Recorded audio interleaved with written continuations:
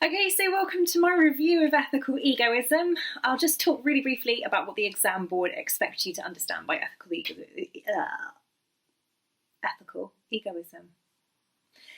So they claim that it is agent focused. So when we say the word agent, what we mean is the person making the ethical decision. However, it doesn't make this ethical theory non-normative because we are actually looking at rules as to how people should behave. So it's an ethical theory that is based on self-interest as opposed to altruism. So you care about yourself, as opposed to caring about others. It is an ethical theory which coincides with and matches a particular moral agent's psychological state. So psychological egoism is the claim that humans act in a way that benefits them, and that's their main motivating factor when they're making decisions. Even if it looks altruistic on the outside, actually they're just doing things that would make them happier or make them richer or whatever it is that they want. That's different to ethical egoism, because ethical egoism is the claim that humans ought to make decisions based on what benefits them or what's truest to their self the most. So psychological egoism is about the attitude or disposition that kind of motivates people to behave, and it's like a kind of critical commentary on society, like, oh, people only do that because it like benefits them anyway. And ethical egoism is the claim that when you're making a moral decision, you should factor in it's what you ought to do. I'm telling you how to solve a moral dilemma. You solve it by thinking about what benefits the truest you the best, and then you make that decision and you act accordingly. All right, so these are the differences between the two. So the exam board wish you to know about Max Stirner, which is really interesting because Max Stirner sort of comes and goes in interest. Like, I wouldn't say like he's the most popular philosopher, but it makes him kind of interesting to learn about. So we'll take a look at Max Stirner's ideas, like the fundamental principles of self and egoism, and then we'll look at what he calls the union of egoists. And then there are a couple of challenges to ethical egoism. Like, I say couple, there are loads of really convincing challenges to ethical egoism. Certainly in terms of like, what ethical theory should I pick to guide my life? Like, I can definitely pull apart ethical egoism, and I will do in this video. But the ones that the exam board would like you to know are the destruction of a community ethos, i.e. people can't like live in community if we're all ethical egoists, and also that social injustices, the examples say, could occur as if individuals put their own interest first. I think it's a matter of mere seconds before that occurs, particularly as a form of bigotry. So like, why is one moral agent more than another? And we can think about that in terms of, I don't know, misogyny or racism, or ageism, all sorts of things that are going to factor in to this. So ultimately, the exam board can frame your 30 markers in the form of two distinct questions. So the 20 markers likely to be like, explain Max Stirner's ethical egoism or explain ethical egoism. And then the 30 marker is going to be something like, to what extent is ethical egoism inevitably going to lead to moral evil? Like, i.e., can we be good and be ethical egoists?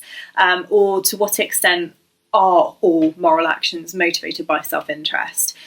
So this is really good because this is going to give us a lot of opportunity to find examples from around the world, and I'm really hoping that you guys find good examples of people acting with ethical egoism that we can all share and use in our 30 mark essays. Now, this has never come up in the exam before, so let's have a good go at making this work.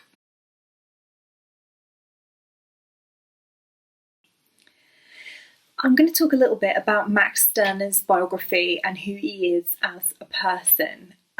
Now, I know that this is going to seem a little bit hypocritical because, you know, often in philosophy you'll be told, and probably you have been told by me, to never attack a person ad hominem and to never think about who the person is, but actually to focus on their arguments and their ideas. However, with ethical egoism, where the essence of the argument is to consider what the self wants, it is quite interesting, and actually, in my opinion, and in some other philosophers' opinions, quite useful to look at who Max Stirner is and to have a little think about his life. because ethical egoism is a really extreme philosophy. It's a disregard for rules, authority, tradition, and any of the usual things that we factor in when we're making a moral decision. The only thing that we need to factor in is self. So what is self for Stirner? That's worth looking at. So I'm going to tell you a little bit about his life. We're not going to attack his philosophy because of this, but we are going to assess his philosophy in light of what we know about his life.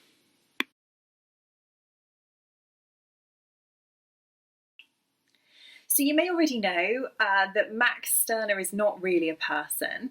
And what I mean by that is that the philosopher is actually called Johann Caspar Schmidt. And he was given the name Max Stirner as a kind of affable but also quite mean nickname, because Max Stirner in German means big forehead, and the guy had a big forehead. So that's the kind of name he publishes under. I sometimes also wonder that because Max Stirner was a teacher of literature and history at like a local fancy all-girls school, actually, he maybe wanted to distance his more radical ideas from his actual identity. So one of the things that we can know by the fact that Max Stirner even used the pen name Max Stirner is that he recognises that his ideas are quite radical, and that's quite interesting. So he grows up, goes to college. He goes to college and university twice. He doesn't really graduate with honours or anything like that. He's like pretty average student. Hence he becomes a teacher.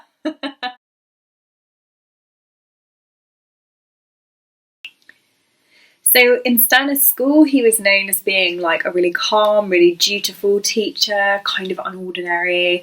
Amongst his friends, he was noted for like his just general reasonableness and sort of forgettableness almost, unassuming personal appearance, that kind of thing. However, he did get a reputation amongst the group for starting arguments and starting fights. And there were two main things that Stirner really disliked, and you probably already know what they are by doing the reading. He hated religion, he hated organised religion, and he also hated like moderation and tempered behaviour. So you know the people who, I guess, want to indulge but don't too much because they feel like it's bad for society, it's bad for their role in society, like, you know, let's just keep it kind of middle path type way. He actually really detested those type of people, and I think that his anger at those sorts of people probably come from the fact that his philosophy is grounded in an idea that you can be true to yourself and you can know yourself, and then your action should follow on from being true and knowing yourself.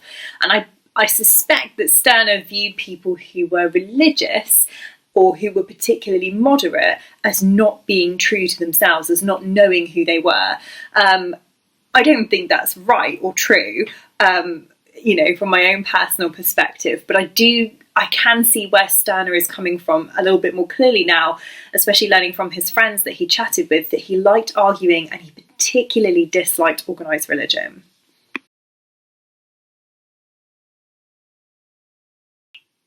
Now, I don't want to trash talk the guy, but let's just get to his wife. So one of the philosophers in his circle was a woman called Marie, and she was also a little bit of a radical, a little bit different.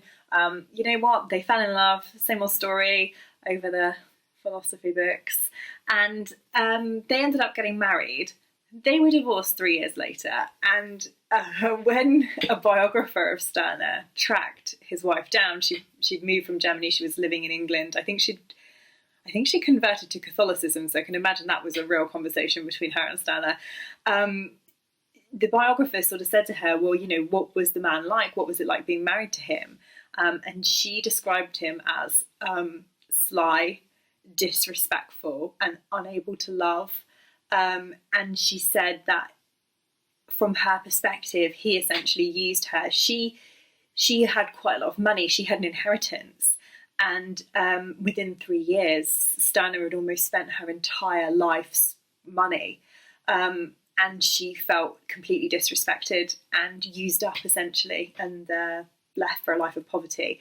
Now, I'm not saying that we should hate Stirner's philosophy because he was bad to his wife, but what I am saying is somebody who promotes ethical egoism must surely see the downside of only ever acting in your own self-interest. And I do feel that some of Stirner's comments about man necessarily coming in kind of together in a kind of union of egoists, I kind of feel like that's somewhat token. And I actually think that Stirner's trying to potentially, this is really risky, so, you know, this is like Miss Shelley's random view. I think that Stirner is trying to justify his own particular outlook on the world through his philosophical reasoning and through his ethical theory. I think he is a selfish jerk and he wants to make an ethical theory that fits that. Okay, maybe he's not a selfish jerk, maybe he's neurotypical, who knows, but I think it's worth knowing about Stirner's life in relation to that.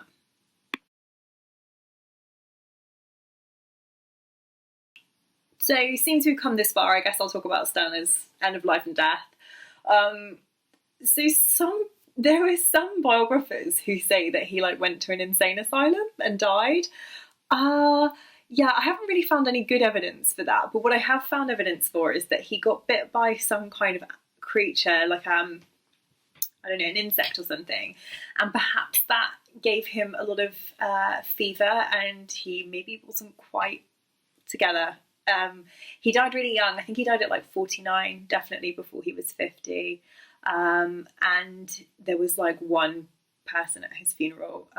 He didn't really contribute any other major philosophical work except for the ego in its own. Everything else that he wrote was extremely pedestrian.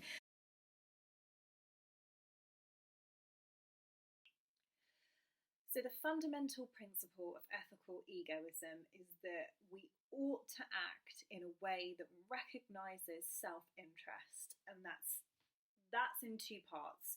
So on one hand, we have to know ourselves and recognise ourself, and on the other hand, we have to recognise what benefits us, what gives us the most, whatever you decide is worth acting for.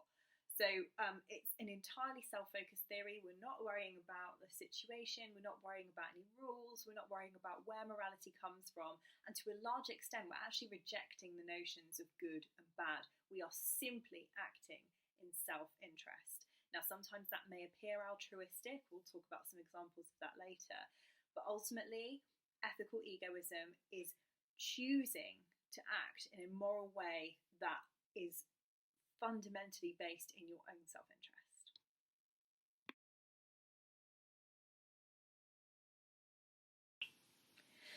So does ethical egoism mean that as a bigger, stronger person, I'm going to just steal and take whatever I want from other people because I want what they have, and that's just the way it's going to be? That's my ethical right. Because I'm acting in my own self-interest? Well, no, not always. Just because you are acting in your own self-interest doesn't mean that you are necessarily going to reject a sense of community or reject a sense of helping other people. If to you it's true to actually work in a community, or perhaps you need a community in order to help you live, say for example, I'm not very well. It's in my interest to engage a doctor in order to help me feel better. Now, how do we get doctors? Well, we get them by having a system of scientific research and then training and universities and all of those sorts of things that produce medical people. Now, if I want a doctor, those medical people have got to be protected. So it might be in my self-interest as a person who can become sick or maybe is sick to look after and promote medicine in my society or in my community. So it's not always the case that I am going to simply take whatever I want. Sometimes there will be times when I need other people and I need cooperation to benefit my self-interest, in this case, living healthily.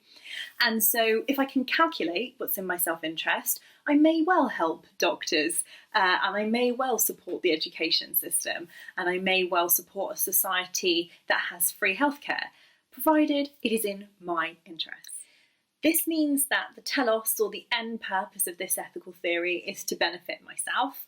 And you can think about it maybe not appearing obviously. I think this example was in your textbook, but Peter Cave gives this really great example. Like when you go into a supermarket, like, okay, no, let's think of John Lewis, right? John Lewis, yeah, you get good customer service in John Lewis. People are nice to you usually in John Lewis. And you might think it's about you. Well, certainly when I'm shopping, I'm like, oh, this is really nice, Miss Shelley, you know, like getting like friendly, useful customer service, you know, the customer's always right. Yeah, it's actually got nothing to do with me though, because John Lewis's telos, or end goal, is not to make me feel happy. That's just like a consequence of their action. Their actual end goal is to make me part with money towards their business and not another business. So the purpose has got to be your own self-interest. But how you get there, it may well appear that you're doing things that are altruistic or community focused or friendly to others or supportive of others. The point is that ultimately that action will someday somehow come and serve you as an individual. It will come and help you as an individual.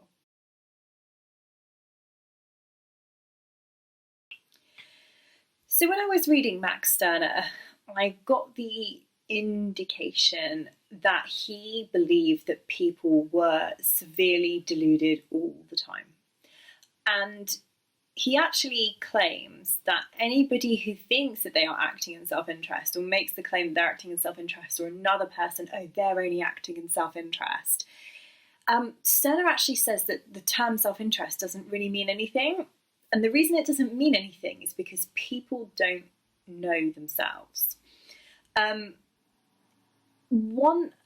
This is kind of hard to get your head around, because you think, okay, ethical egoism is about acting in self-interest. And then Max Stirner turns around and says, oh no, but Max, self-interest doesn't really mean anything.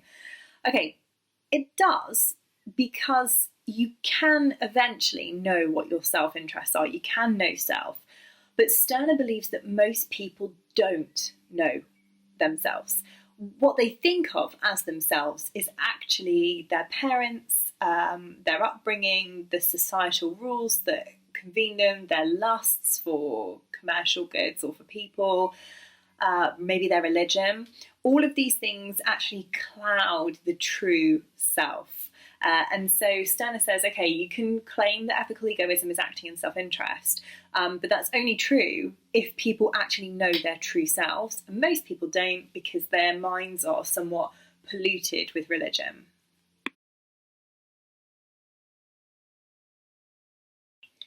Now, as I go through and kind of explain Stirner, I'm actually just going to get straight into critique as well, because there are so many kind of problematic claims here.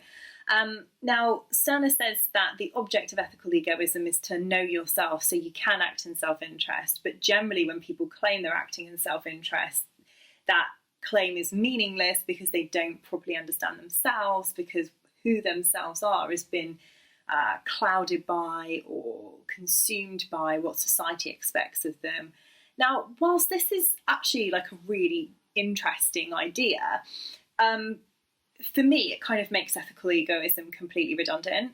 So I would agree that knowing yourself is a very difficult thing to know, because you are often hampered, I want to say. You're often consumed by the psychological kind of masks that you wear in the world. So I'm a teacher, for example. So when I'm making an ethical decision, am I acting in a sense of self, or am I acting with the ideal of how a teacher should act?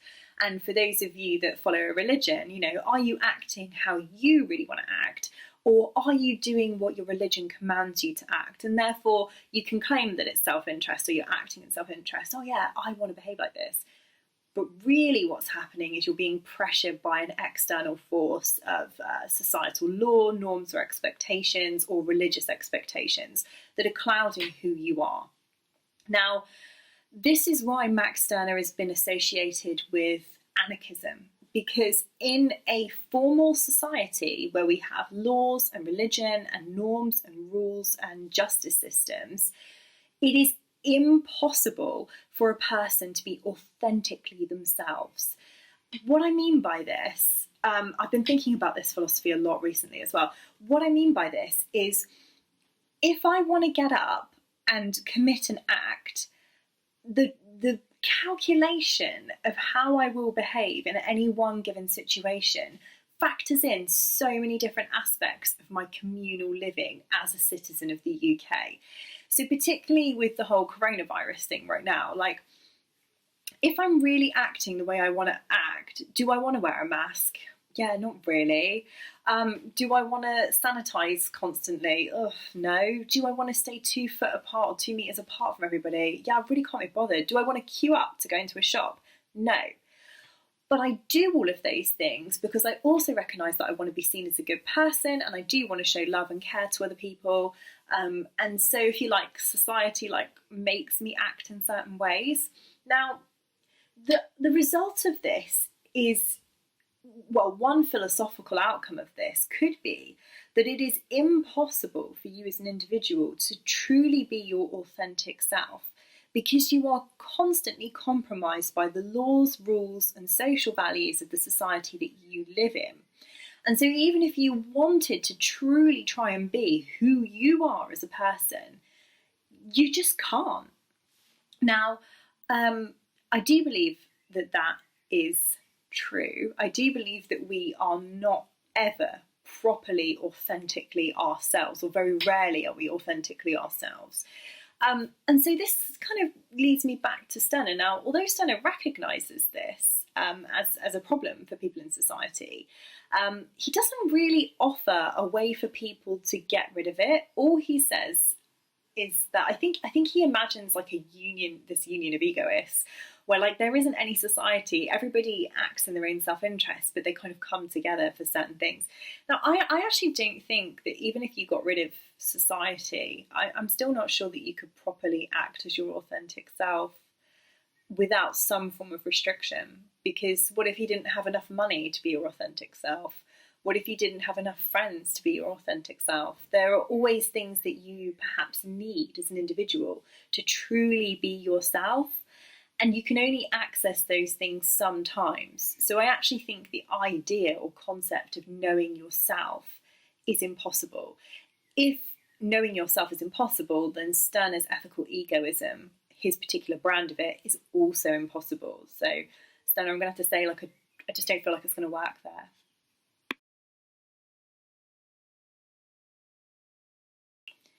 So let's get into this in a little bit more detail. We're going to talk about Einzeig now, which is the claim that self-interest actually does motivate our choices. Okay, that might be kind of easy to see in people sometimes. Like, definitely some people claim they're acting in the interests of others and they're like fully not. Like politicians, we blame them all the time for doing this. So Stirner says the only way we can actually properly act with Einzeig is to have knowledge of all of our interests and the things that we like outside of society, outside of the groups that we're in. But he says what happens is when we deeply examine our motivations and all of our reasonings around ethics, we actually find that we're not making ethical choices based on what we want, but some like niggling background, early childhood, or, you know, some kind of memory that's actually affecting us. So Stirner says, this is just a quote from him, he says, when one looks at the bottom of anything, i.e. searches for its essence, one discovers quite other to what it seems to be. And he calls these ghosts. And I think that what he means by that is that you try and search down for like your core values of who you are, and actually what you find is sort of smoke and mirrors. Now, that's quite possibly true, but if it's true, it seems interesting to me that Stirner still puts forward a sense of ego. If when you try and uncover who you really are, you find ghosts of ideas and shadows of structures in society, why then claim that we are able to act in our own interests. So we'll take a little bit of a closer look at that.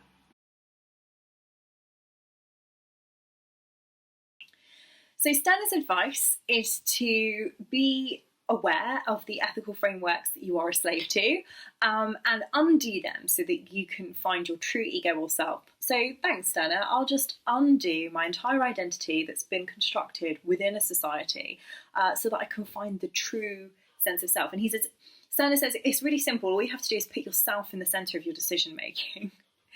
Now, from my own perspective, I think it's really clear that Stirner is getting at religion here.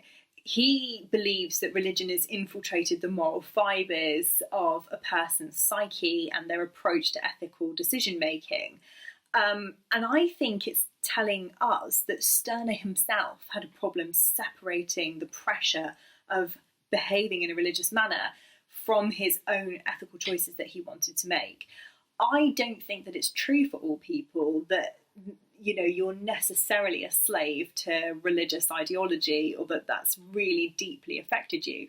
I mean, I think on some level, at some stage, it's affected most people. But I think this is just another way for Stirner to attack philosophical and spiritual self-help. Like, he doesn't want people to become better by being religious. And that, to me, just really shows that Stirner's not actually interested in making a good existence or a kind or loving existence. Instead, he's actually really focused on removing the shackles of religion. And I think that's telling us more about his own personal psyche than it is telling us about a useful ethical theory for the world.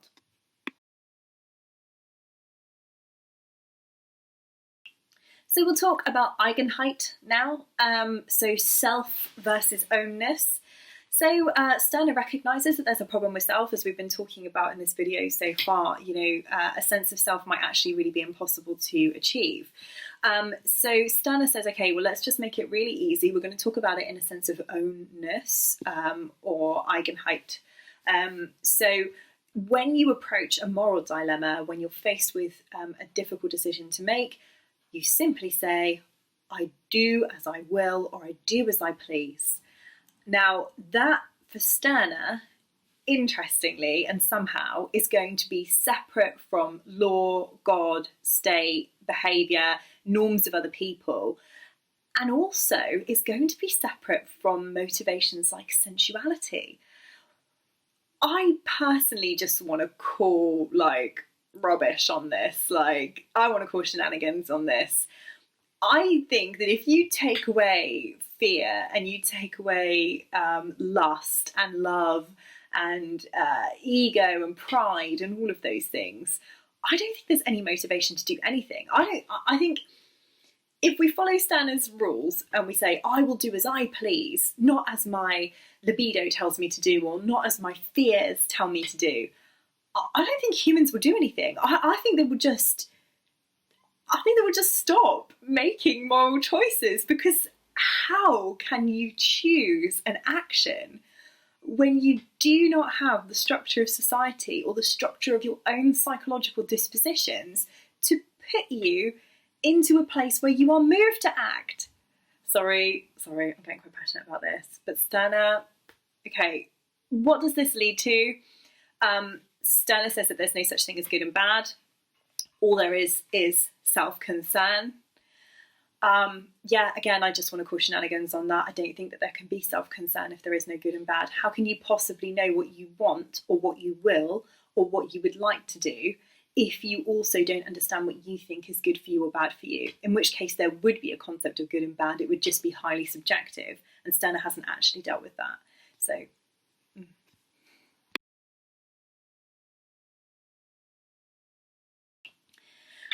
for one of the final things I want to talk about is active uniqueness. I get a really strong sensation that Stirner's mum told him he was really special every day, but he wasn't. He believes that all individuals are necessarily unique, but they're not equal to each other, because equality is an empty word. Equality is a structure of society, or an idea in society, a conceptual idea that we can do away with. Because if I only do what I will or what I please, I actually don't have to factor in any sense of equality whatsoever. That doesn't mean anything. So a really nice phrase that I heard that kind of summed this up is, think about the unemployment rates in this country. So unemployment rates were really low, and now they're going up. So they might go up to like 6% or something. Would be really bad for the economy. In Stirner's world, if you're unemployed, the unemployment rate is 100%, because it is about you. It is about your way of navigating the world around you. So he thinks that you're this unique, I guess, snowflake in the world, whose destiny it is your own right to navigate. Now, whilst I don't refute that anyone is unique, I also don't think that it makes you more special than one another person. And this is where the theory gets criticised for being a potential avenue for bigoted behaviour. If you think that you are unique and your will is the only thing that is worth bending to, and there is no such thing as equality, surely that will end badly for competitive humans who are now acting in an anarchic way with no structures to control what they do.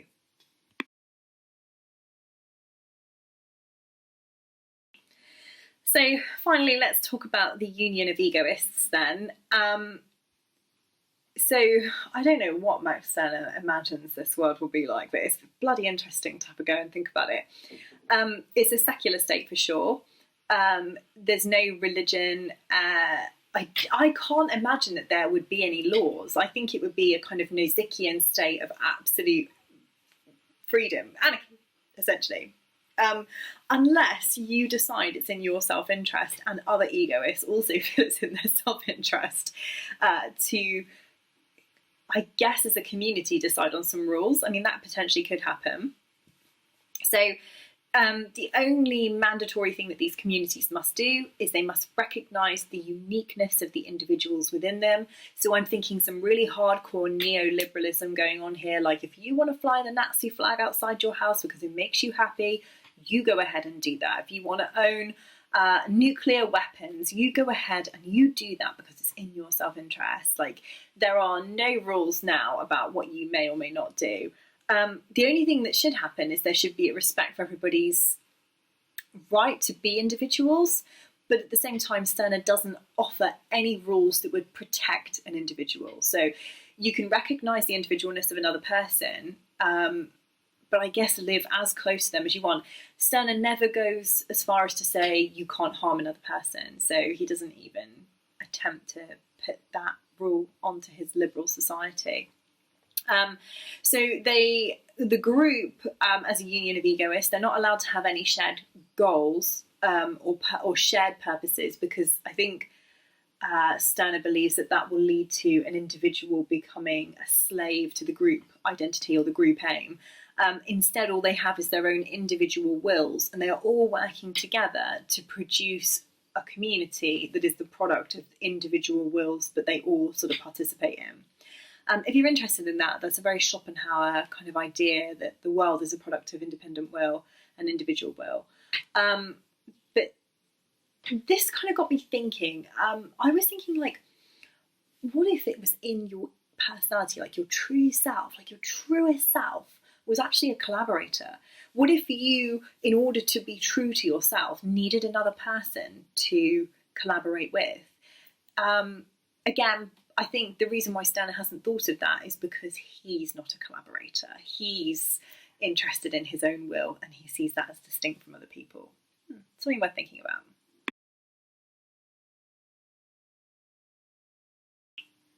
I want to leave this discussion with one final critique of Stirner that I just don't think can be ignored, and that's that Stirner claims that the best way to kind of progress in ethics is for individuals to know themselves and to act in accordance with their own ego, and relinquish the structures of society and the slavery of religion and all of those things, so that we can just be who we really are and act in that way. I just think that this is totally impossible. Not just because we can't get away from society, But actually, because let's imagine that we can get away from society. Let's imagine that an individual person can not be affected by religion, not be affected by their sensuality or their laws or any of the other things that Stirner points out as things that are kind of shackling our individual will.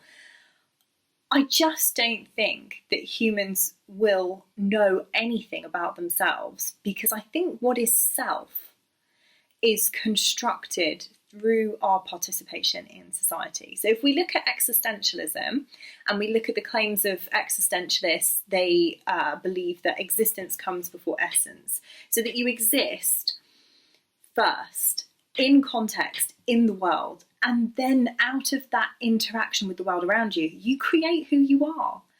Now, if we take away that interaction with the world around us, if we take away the structures that have brought us morality and ideologies and motivations for our behaviour, what's left?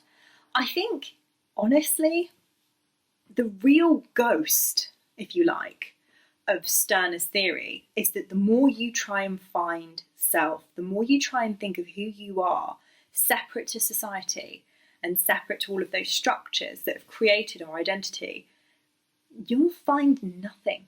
I don't think that humans have an essence, a self, outside of who they are in terms of what they interact with in the context of their existence.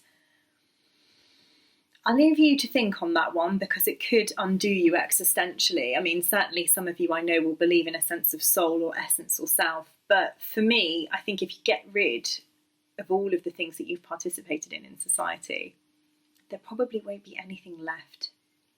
You probably won't be able to know yourself, because essentially there probably won't be a self.